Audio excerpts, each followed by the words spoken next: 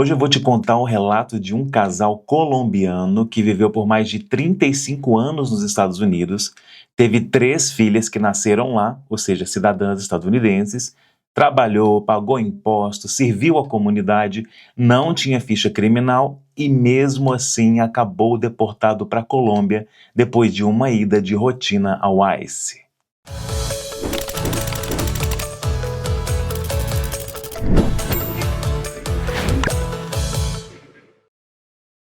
Olá pessoal, eu espero que esteja tudo muito bem com vocês. Sejam muito bem-vindos a mais um Web Relatos nesse sábado, dia 11 de abril de 2026.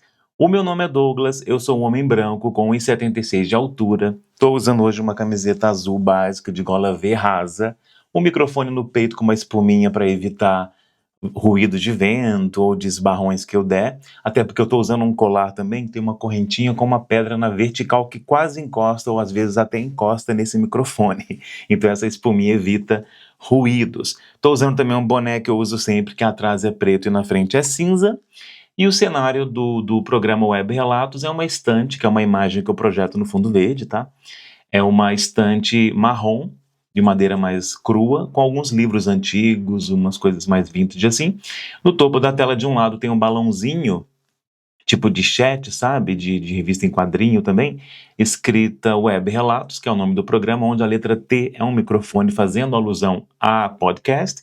E do outro lado no alto tem o @imigranteweb, que são os arrobas aí do TikTok e do Instagram do canal. Tá bom?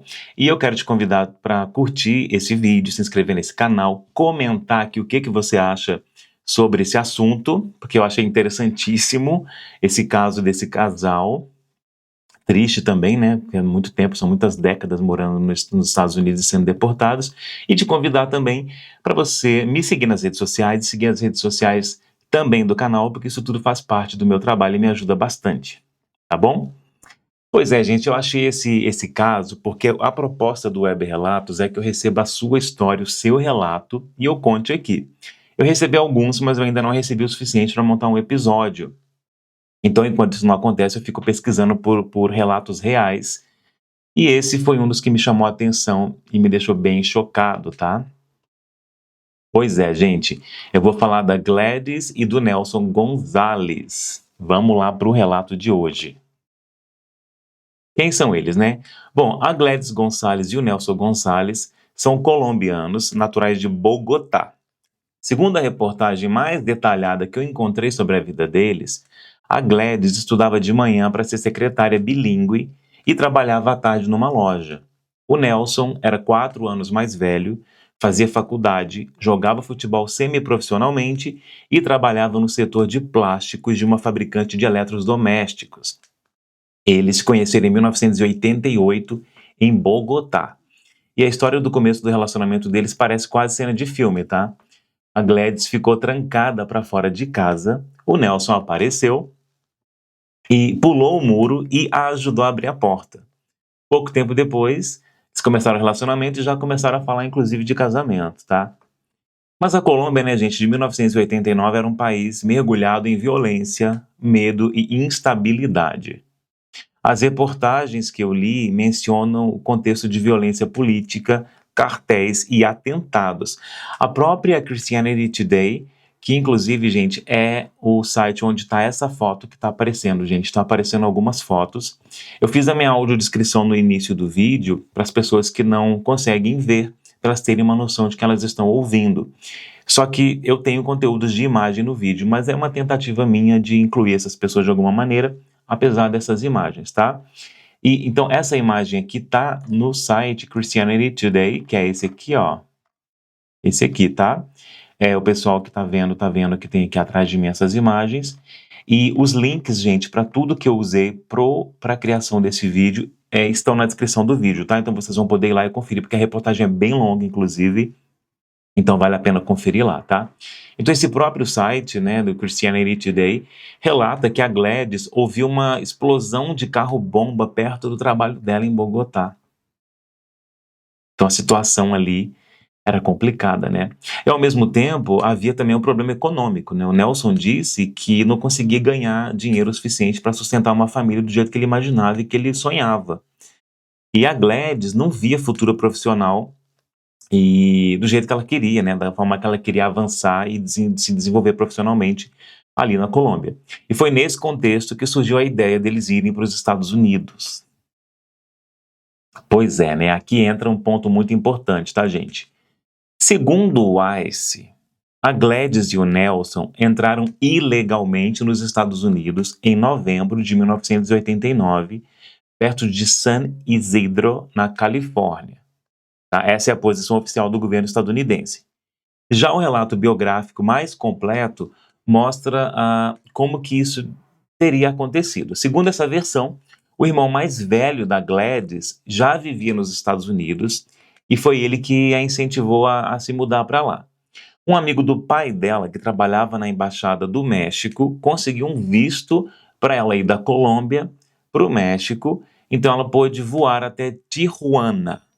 E o Nelson, claro, decidiu ir junto, né, gente? Porque ele mesmo disse que não queria perdê-la de jeito nenhum. Ele vendeu televisão e vendeu até as melhores chuteiras para levantar um dinheiro para a viagem, para poder custear a viagem.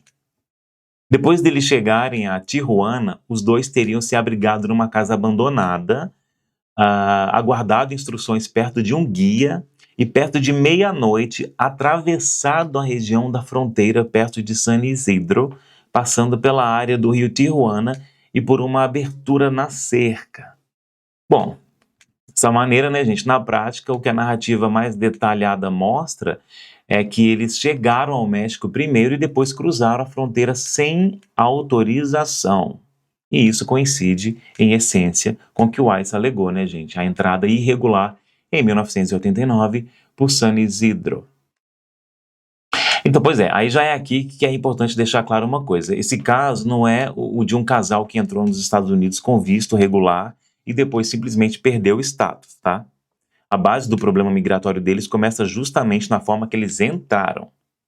Aí eu fiquei curioso, gente, de ver onde que era isso, tá? Eu sou desses. Então aí aqui, ó, tem aqui o México, tá? O pessoal tá vendo agora o Google Maps. Então no mapa aqui do Google, a gente vai poder ver o seguinte, ó, aqui é o México, aí eu fui puxando, ó, e a fronteira dos Estados Unidos. Eu fui puxando, e eu vi que Tijuana é aqui, ó, Tijuana, ó, bem na fronteira aqui, ó, com a Califórnia, com o estado da Califórnia, aqui Tijuana. E ali fala muito sobre San Isidro, né? Aí eu fui aproximando cada vez mais aqui, ó, San Isidro. Essa região aqui. Aqui é Tijuana, aqui San Isidro, então a fronteira seria por aqui, ó. Diz que foi pelo rio, então deve ter sido aqui. Ah, tem o rio aqui, ó. Aqui, ó, Tijuana River. Ah, então eles devem ter subido até aqui, ó. Olha aqui, gente. Então foi por aqui. Eu fiquei curioso de ver, gente. Que doideira, né, gente? Que loucura. Que loucura. Bom, eu fiquei curioso de ver onde que era isso aqui no mapa. Não sei se vocês têm essas coisas, mas eu tenho, tá? Bom, aí como que começou a vida deles então nos Estados Unidos, né? Depois da chegada, eles foram acolhidos por conhecidos colombianos no sul do condado de Orange, na Califórnia.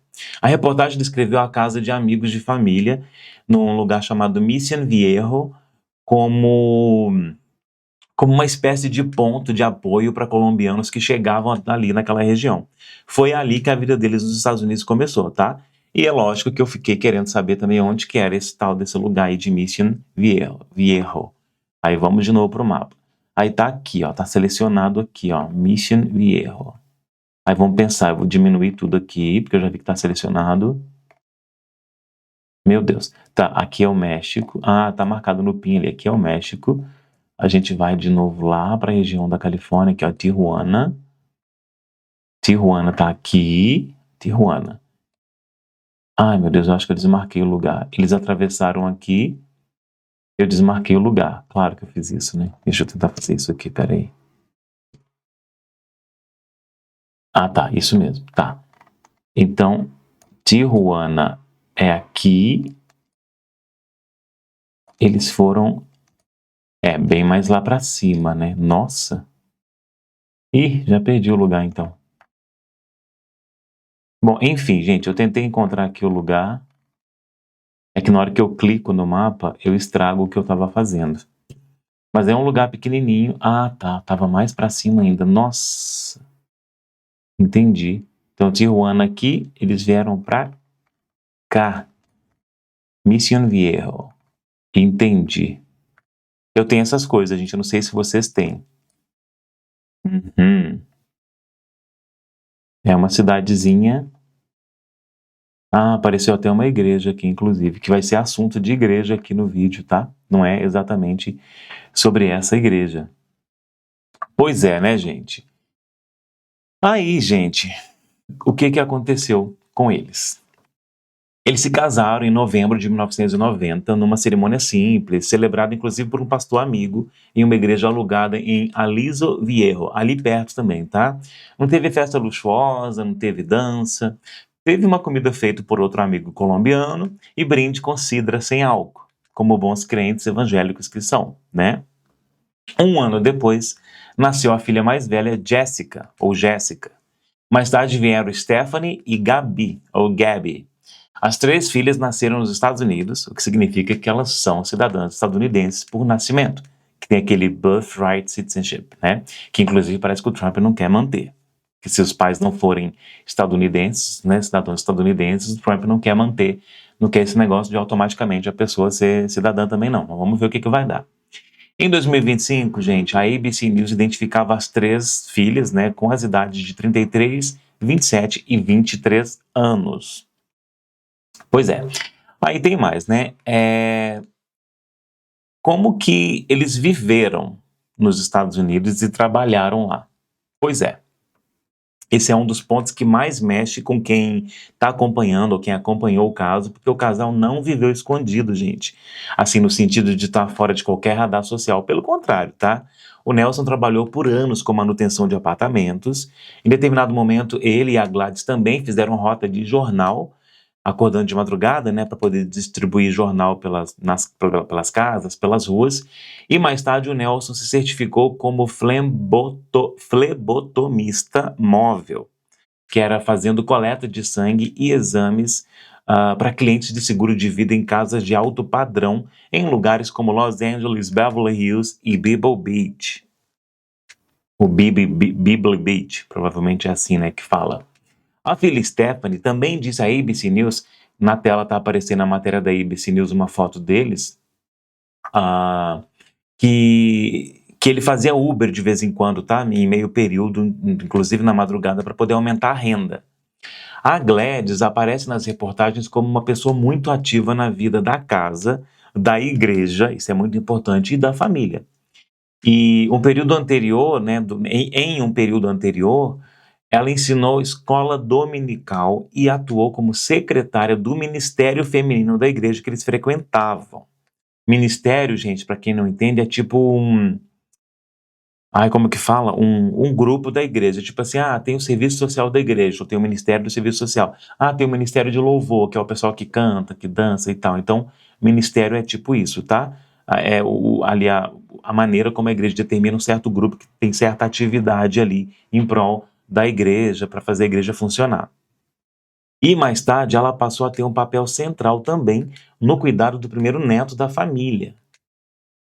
Que ela ficou cuidando, ou seja, ela cuidava da casa, do neto e as atividades da igreja. As fontes também enfatizam que eles pagavam impostos e eram conhecidos como pessoas trabalhadoras e dedicadas. Isso parece tanto na fala da filha quanto no comunicado de Mike Levin, que é um congressista, um político ali da região, tá? Pois é, gente. Um outro aspecto assim bem interessante desse caso é a reputação que eles construíram na comunidade. Primeiro, eles se envolveram profundamente com uma igreja chamada Mission Cristiana, e mais tarde, no começo dos anos 2000, eles passaram a frequentar a Saddleback Church, que é uma das mega igrejas mais conhecidas dos Estados Unidos, tá? É uma das maiores igrejas dos Estados Unidos, ligada historicamente ao pastor Rick Warren. Não sei se vocês já ouviram falar, mas eu vou mostrar aqui para vocês terem uma ideia, gente, da dimensão. Olha só, colocar assim, aí vai passando aqui enquanto eu vou falando. o tamanho disso. Esse vídeo aqui é alguma coisa que está inclusive falando mal deles, tá, gente? Mas porque as imagens me impressionaram na dimensão da igreja. Ali, gente, nessa igreja, segundo a Christianity Today, eles se tornaram líderes importantes do ministério hispânico. A reportagem descreve que eles lideraram pequenos grupos em espanhol, ajudavam no discipulado, trabalhavam na formação espiritual, participavam da integração entre fiéis de fala inglesa e espanhola e eram vistos como gente confiável, generosa, madura e cheia de energia. O pastor da igreja disse que eles eram trabalhadores, bem educados, amavam servir e davam energias às pessoas em vez de tirar, em vez de sugar, né? Ou seja, do ponto de vista social, religioso e comunitário, a gente não está falando de um casal isolado, né? A gente está falando de pessoas muito integradas à vida local e social. Isso ajuda muito a entender por que a deportação causou tanto choque na comunidade. Pois é, gente, só que eu vou aproveitar, só mostrar mais um pouco aqui acelerando. Olha isso, gente, o tamanho das construções dessa igreja. São vários templos, são vários prédios que pertencem à igreja ali naquela região. Eles realmente são muito poderosos, muito ricos. Tem muita coisa aqui de ministérios, de coisa realmente gigantesca dessa igreja. É chocante. Depois vocês podem procurar aí sobre... Olha essa imagem. É gigantesco. É um templo, tá, gente? As pessoas que não estão conseguindo ver. Gigante, com muitas e muitas pessoas dentro. Pois é, né, gente? Eu vou aproveitar para abrir uma aba aqui rapidinho, tá? Um parêntese, porque senão eu vou esquecer depois, tá? Uma coisa interessante sobre essa igreja... Deixa eu colocar a tela aqui já. É que o pastor deles, Randy Wood, no dia 20 de janeiro de 2025, esse cara que está na tela, estou mostrando aqui para as pessoas, tá? E vou deixar essa postagem aqui do Instagram. No dia 20 de janeiro de 2025, ele fez uma postagem no Instagram comemorando a vitória e a posse do Donald Trump como novo presidente dos Estados Unidos. Ele postou uma foto da posse do presidente com uma mensagem de apoio que deixava claro que ele estava muito feliz com isso. E aí, na tela eu estou mostrando a postagem do Instagram desse pastor, tá? O problema, gente, é que a comunidade da igreja era composta, em grande parte, por imigrantes. E aí isso gerou um grande escândalo, né? E após esse escândalo, e todo o caos gerado pela postagem dele, ele se explicou dizendo que ele nunca disse que Trump era o salvador do mundo e que ele não concorda com todas as políticas do presidente. E também falou que, como todo seguidor de Jesus Cristo, Trump também cometia erros, mas que ele, o pastor, né, não tem nada a ver com o que os outros seguidores de Jesus fazem de suas vidas. Por fim, ele disse que depois de orar bastante, conversar com Deus e com os demais administradores ali da igreja, ele decidiu que não removeria a postagem do Instagram porque entendeu que Deus tinha um plano com tudo que aconteceu depois da postagem. Porque virou um caos, tá, gente? E aí, gente, a igreja perdeu muitos membros, porque eles não se sentiam mais seguros naquele ambiente, já que o próprio pastor deles era a favor de um presidente que era contra eles, né? E aí, gente, um mês depois da postagem, a gente viu aí o que aconteceu com a Gladys e com o Nelson. 2 membros da igreja dele, que inclusive lideravam trabalhos lá neles, né? Lá junto com eles nessa igreja, né? Ou seja, ele realmente postou dizendo que Deus estava dando uma grande oportunidade, que o movimento deles ia crescer muito com a eleição do Trump e tal. Então o cara realmente, a matéria fala sobre ele se desculpar, só que assim, eu fui ler a matéria e ele fala aqui sobre essas coisas, que ele não se responsabiliza pelas ações de outros seguidores de Jesus Cristo e tal. Mas a postagem, ele disse que ficou lá, eu ia conferir, acabou que eu não consegui ir lá conferir. Pois é, né? Mas aí agora a gente vai voltar para o relato do casal, tá? Porque eu tô falando, gente, que um mês depois, porque foi no dia 21 de fevereiro que o caos com o casal aconteceu, tá? E essa postagem aqui do pastor, vou até colocar de novo aqui na tela, foi dia 20 de janeiro de 2025, que foi quando o presidente Donald Trump assumiu o governo, tá? Pois é, aí a gente vai falar um pouco sobre a vida familiar do casal, né, da Gladys e do Nelson.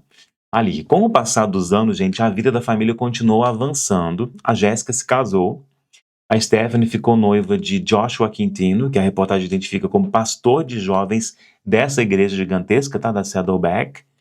A Gabi, ou a Gabi, passou a trabalhar ensinando em pré-escola. Então veio um marco importante, que foi o nascimento do primeiro neto da Gladys e do Nelson, que inclusive na imagem aparece, tá, gente? O Nelson junto com a filha e com a neta. Aliás, o Nelson e a Gladys junto com o neto, tá? A filha Stephanie disse que a mãe era a principal cuidadora desse bebê, né, do filho dela. E depois da deportação, a Gabriela precisou largar o emprego para assumir esse cuidado. Gabriela é a Gabi, tá, gente? A distância do neto recém-nascido passou a ser descrita como uma das partes mais dolorosas da nova realidade da família. A Christianity Today relatou, inclusive, que eles acompanhavam o crescimento do neto por aplicativo de babá eletrônica, vendo o bebê à distância por uma câmera no quarto, né? E a milhares de quilômetros de distância, né, gente?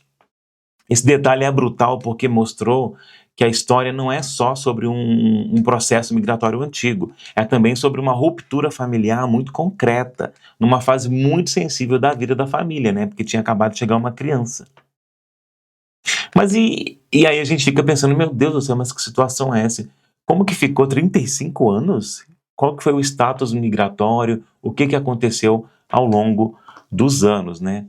Bom, aí entra a parte mais delicada e mais importante, né, para a gente entender esse caso sem, sem complicar demais, né, vamos dizer assim. Segundo o Wise, o Nelson pediu asilo em 1992. O problema é que, de acordo com o que o Wise disse, o caso dele foi encerrado em junho de 1998 por ele não se apresentar numa entrevista, tá?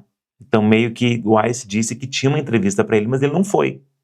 A agência também disse que no verão daquele ano, de 1998, um juiz de imigração concluiu que a Gladys não tinha base legal para permanecer no país. Depois, em março de 2000, o casal compareceu perante um juiz de imigração e recebeu uma medida de saída voluntária com ordem final de remoção. A família confirma que houve esse momento, tá, gente, de voluntary departure, que é essa saída voluntária, né, em 2000. Mas diz que depois disso os pais passaram mais de 20 anos recorrendo, tentando caminhos legais e comparecendo religiosamente aos check-ins de supervisão. Os check-ins, gente, são os momentos que o ICE ou o Departamento de Imigração pede para essas pessoas comparecerem ali para ficar realmente supervisionando essas pessoas, né? A Stephanie disse que os casos foram encerrados em 2021, mas que mesmo assim eles continuaram recebendo orientação para comparecer aos check-ins. Basicamente é isso, tá? Continuaram recebendo solicitação da presença deles ali no ICE fazendo os check-ins.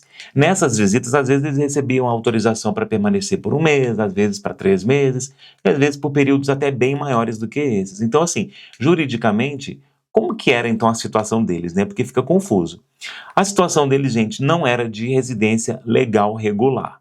Eles tinham uma ordem final de remoção. Nesse sentido aí, o governo considerava que eles não tinham autorização legal definitiva para continuar nos Estados Unidos. Mas, ao mesmo tempo, eles estavam sob supervisão, compareciam às autoridades, não estavam foragidos e na prática, iam obtendo permissões temporárias de permanência enquanto o processo se arrastava e enquanto as autoridades continuavam permitindo que eles permanecessem no país, né? Esse é justamente o tipo de detalhe que muita gente ignora quando tenta resumir o caso em uma frase só, né? Tipo, estavam aqui legais, não sei o que, tudo errado. Então, de acordo com o que eles estão falando, tem todos esses detalhes que as pessoas normalmente ignoram quando falam sobre o assunto deles. Aí rolou também, gente, um negócio de maus advogados. Aí complicou, tá? Porque aí essa talvez é a parte mais revoltante de toda a história. A filha Stephanie disse à ABC News que os pais passaram por vários advogados problemáticos, inclusive uma pessoa que nem era advogado e outros que depois foram descredenciados, né? Perderam aquele bar, né? A licença do bar, que era o direito para poder advogar. E segundo ela, impediu que a papelada correta fosse apresentada ao longo do tempo, ou seja, complicou a vida deles, tá? Tem até, gente, eu vou colocar aqui para vocês, um suposto documento, tá? Aí que a Christianity Today colocou. E a reportagem da Christianity Today aprofundou muito nisso, tá? Segundo o texto que tá na reportagem, o link tá na descrição do vídeo, o Nelson e a Gladys foram orientados inicialmente por um homem chamado Mário Merria, que depois teria se revelado não ser advogado. Eita! Mais tarde, esse homem os encaminhou a um advogado chamado Terence McGuire. E segundo a reportagem, esse advogado teria apresentado documentos enganosos e versões conflitantes da história do casal no processo de asilo. Ih, gente, a matéria ainda diz mais, ela diz que em outro momento, um advogado chamado Robert teria orientado o casal a mentir para o juiz sobre a data de entrada no país para tentar encaixar o casal numa exigência legal de tempo mínimo de presença nos Estados Unidos. A Christianity Today diz que os arquivos legais da família mostram uma sucessão de documentos contraditórios, histórias inventadas e manobras muito desastrosas, né? O próprio texto cita uma advogada posterior, Mônica, chamada Mônica Crooms, classificando parte do que foi feito como deturpação dos fatos e abuso do processo de asilo. Gente do céu, complicaram a vida deles totalmente. Isso é importante porque mostra que o caso deles não foi apenas entraram ilegalmente e pronto. Houve também, segundo a própria documentação revisada pela reportagem, uma trajetória marcada por orientação legal ruim, fraude e estratégias que só pioraram a situação ao longo do tempo, né? Meu Deus do céu. Gente. Do ponto de vista do governo estadunidense, o raciocínio é bem direto, né, gente? O ICE confirmou para a ABC News que a Gladys e o Nelson não tinham antecedentes criminais, mas afirmou que suas operações atingem tanto pessoas que cometeram crimes, quanto outros indivíduos que violaram as leis migratórias do país. A agência sustentou que o casal entrou ilegalmente em 1989, que não tinha base legal para permanecer, que recebeu ordem final de remoção e que havia esgotado as opções legais. Ou seja, né, o governo não apresentou o casal como criminosos violentos, né? A justificativa foi outra. A justificativa foi puramente migratória e legal. Entrada irregular, processos encerrados, ordem final de remoção e execução dessa ordem. Inclusive, nessa posse do Donald Trump, gente, ali no dia 20 de janeiro de 2025, nos dias seguintes, nos 4, 5 dias seguintes, ele alterou algumas leis e ele afirmou que as pessoas que seriam alvo aí do ICE e do Departamento de Segurança Interna seriam imigrantes criminosos, né, criminosos violentos e tal.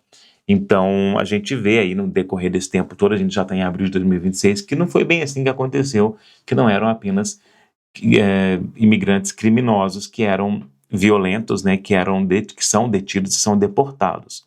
Até porque eles estão considerando como crime a pessoa estar ali fazendo algo contra as leis migratórias também. E isso, se isso é crime ou não, também é uma discussão que existe nos Estados Unidos, na internet, em todos os lugares. Aí agora vem o momento em que tudo desaba, né, gente? No dia 21 de fevereiro de 2025, um mês após a posse de Donald Trump e da postagem do pastor da igreja deles apoiando o novo presidente, a Gladys e o Nelson foram a uma entrevista de supervisão do ICE, foram lá fazer o check-in, né? E segundo a Stephanie, a filha deles, no começo do dia, a mãe chegou a telefonar para eles dizendo que tinha recebido uma extensão de 1 ano. E aí eles pensaram o quê, né? A família pensou que era mais uma daquelas visitas, que eles simplesmente sairiam de lá autorizados a continuar por mais um tempo. Só que horas depois veio a ligação do Nelson, o pai dela, informando que ele seria detido e que a extensão da Gladys havia sido revogada. Ixi, e que ela também seria presa. Esse contraste aí é muito importante para o impacto emocional do caso, né? A família saiu de uma sensação de alívio, né, ali, para uma situação de choque total, tudo no mesmo dia, né? Tudo ao mesmo tempo. Complicado, né, gente? Bom, vou colocar mais coisa aqui para vocês na tela. Bom, segundo a Stephanie, os pais foram separados em salas diferentes nesse tempo que eles ficaram detidos, tá? Ela quis contar como que aconteceram as coisas ali. Ficaram por horas sozinho e sem comida. foram algemados nos pulsos, né, e nos tornozelos. Ela contou isso. Ela disse que foi muito difícil vê-los tratados como criminosos quando nunca haviam tido problemas com a lei. É, e aqui há controvérsia, tem gente que considera que sim, né? Ela também relatou que os pais foram levados para centros de detenção em estados diferentes, eita, sem saber para onde eles estavam indo, e que as filhas passaram dias tentando descobrir onde cada um estava. Nossa, que confusão. A reportagem da Christianity Today acrescentou ainda outros detalhes do caso, vividos pelas filhas, né? Ligações para advogados, tentativa desesperada de localizar os pais, viagens para centros de detenção e dificuldade até para conseguir autorização para visitá-los. O texto também diz que o Nelson foi localizado em Adelanto, na Califórnia, enquanto a Gladys ficou em Otay Mesa, na fronteira com Tijuana, antes de serem movidos para outros locais. A Stephanie também contou à ABC News que os pais não conseguiam saber onde o outro estava, né? Tipo assim, eles não sabiam onde estavam, onde um ou o outro estavam. Tipo assim, a mãe não sabia onde que o pai estava e o pai não sabia onde que a mãe estava. Eles só foram reencontrados, eles só se reencontraram no voo de deportação para a Colômbia. Nossa! Segundo ela, o casal se reencontrou de fato no avião, tá? E aí eles contam que outras pessoas deportadas que estavam ali começaram a aplaudir. Isso foi uma cena muito forte, né? É porque eles eram pessoas muito conhecidas, né, gente? Eles não viviam no clandestino. Eles viviam a vida deles normal, tipo, na sociedade, na comunidade deles ali, religiosa e tudo isso normal. Bom, as reportagens, gente, elas convergem no seguinte, né? O casal ficou cerca de 3 semanas em custódia antes da deportação e passou por instalações em estados diferentes. A ABC News fala em centros de detenção em estados diferentes. A Christianity Today mostra ao menos a Califórnia nesse trajeto inicial e outras reproduções da entrevista da ABC relatam que eles passaram por instalações na Califórnia, no Arizona e Louisiana antes de serem enviados para a Colômbia. Já a chegada deles na Colômbia é datada com clareza pela Christianity Today. O casal chegou em Bogotá no dia 18 de março de 2025. E aí teve a questão da comunidade, né, gente? Como que essa gente toda que conhecia eles, a comunidade de imigrantes também reagiu com tudo isso. Reagiu de uma maneira muito forte, né? E a família também, né? A família criou, inclusive, uma campanha pública no GoFundMe para arrecadar dinheiro. Na descrição da campanha, que está na tela também, diz que os pais haviam chamado os Estados Unidos de lar por 35 anos, que nunca quebraram a lei, nunca faltaram a uma apresentação e que precisavam de apoio tanto para os gastos legais quanto para reconstruir a vida na Colômbia. Caso a deportação não pudesse ser evitada, eles iam precisar dessa ajuda, né? Na Saddleback Church, na igreja lá, segundo a Christianity Today, os membros da igreja organizaram correntes de oração, noite de oração e apoio à família. A reportagem diz que o caso gerou forte mobilização entre as pessoas que conheciam de perto o casal e viam neles pilares da comunidade. Gente, eu fiquei pensando em uma coisa que eu ouvi esses dias. E que está dizendo que a igreja, que é uma das maiores dos Estados Unidos e até uma das maiores do mundo, tá? Igrejas evangélicas, a maneira deles foi de orar. Ai, gente, desculpa, porque eu ouvi uma coisa esses dias falando assim. Tem pessoas que falam que na igreja, na hora de arrecadar, na hora que precisa. Ai, meu Deus. Na hora de precisar de alguma coisa para a igreja, para as instalações da igreja, vamos arrecadar. Eles pedem para arrecadar dinheiro. E na hora que o membro precisa de ajuda, eles pedem para orar. Já ouviram falar isso? Vamos orar. Então, vamos arrecadar se for para a igreja, mas se for para os membros da igreja, vamos orar. Aí na hora que eu vi esse texto, eu que me lembrei disso. Bom, Mike Levin é um deputado democrata da Califórnia. Ele também transformou o caso em símbolo político, tá? Em 2025, ele escreveu que a Gladys e o Nelson tinham recebido aconselhamento jurídico ruim e fraudulento, tentaram navegar o sistema por décadas, compareciam repetidamente ao ICE e eram pessoas trabalhadoras, sem antecedentes criminais.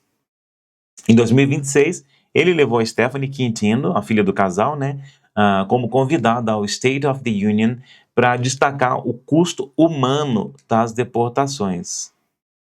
E como que eles estão agora, né, gente? Bom, é importante separar o que está documentado do que não está, né? O que está documentado é que a Gladys e o Nelson chegaram a Bogotá em 18 de março de 2025 e começaram a reconstruir a vida na Colômbia. A Christianity Today relata que eles passaram por dificuldades para encontrar moradia, demoraram 4 meses para conseguir um proprietário que aceitasse alugar para um casal sem histórico de trabalho no local, né? Sem crédito, né, no caso. E a reportagem também diz que eles estavam reaprendendo a viver em uma Bogotá muito diferente da que eles deixaram décadas antes.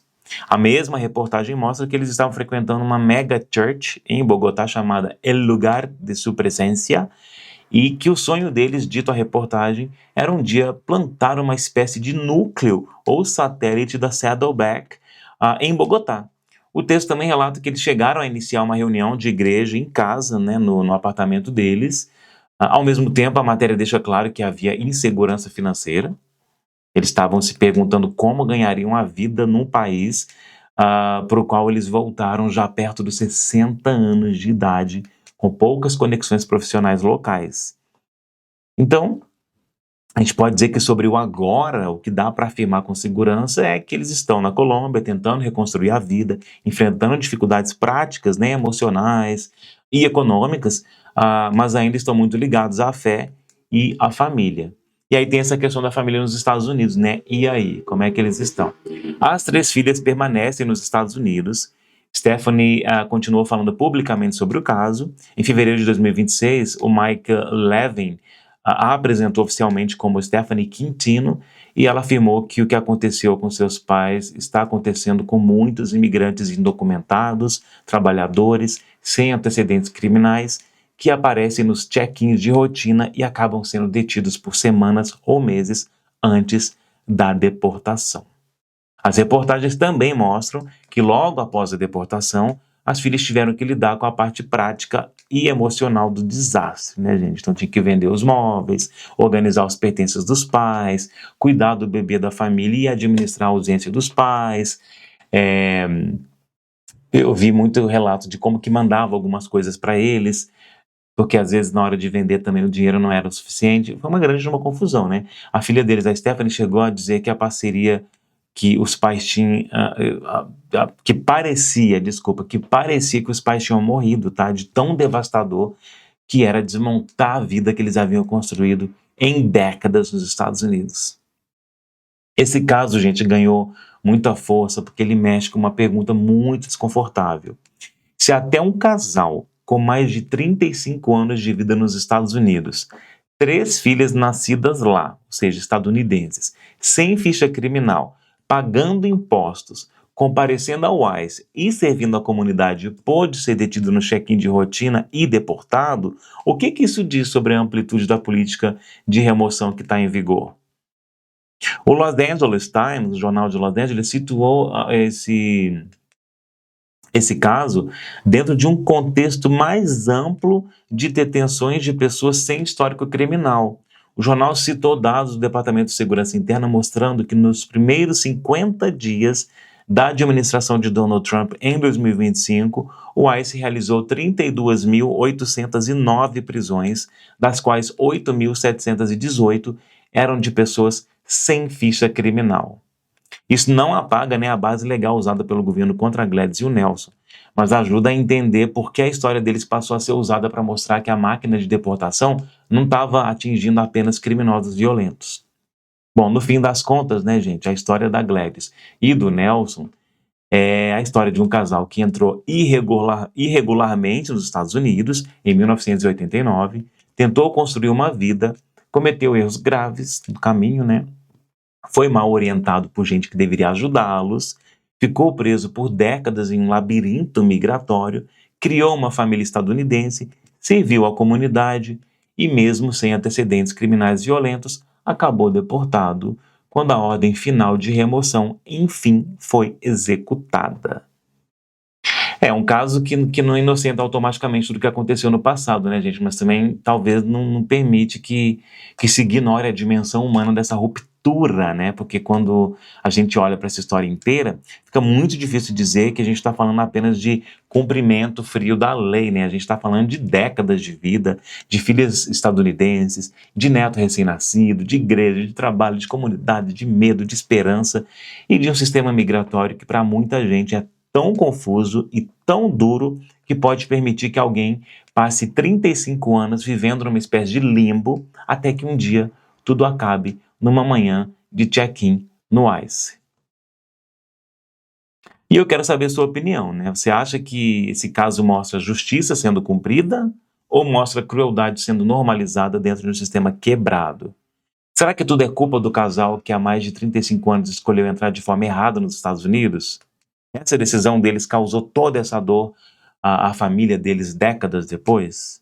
Me conta o que você acha, me fala aqui nos comentários, porque é um caso de se pensar, né? Eu sempre fico analisando essas coisas, pensando assim, meu Deus do céu, eu não sei o que leva as pessoas... Não, sei, né? A gente sabe que desespero, vontade de mudar de vida, etc, etc.